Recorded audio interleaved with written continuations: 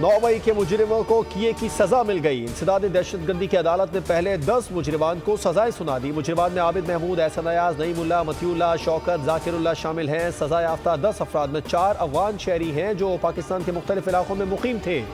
सजा याफ्ता अफगान मुजरिमान में दाऊद खान, यूनुस खान, एहसानुल्लाह, लाल आगा भी शामिल। मुजरिमान की सजा में 6 साल तक कैद और जुर्माना शामिल है। कुल 17 मुलजिमान के खिलाफ 10 मई को FIR दर्ज की गई थी। एक मुलजिम को तफ्तीश के बाद बरी कर दिया गया। रियासत मुखालिफ सरगर्मियों में शामिल मुजरिमों, मास्टरमाइंड्स और सहूलतकारों से भी नरमी नहीं बरती जाएगी।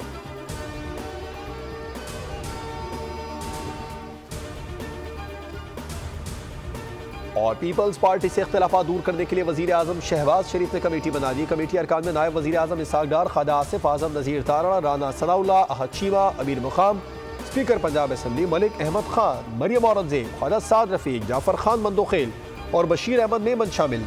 कमेटी अरकान पीपल्स पार्टी के साथ मुख्तलिफ मामलात पर तफसीली मुशावरत करके आइंदा का लाए अमल तय करेंगे।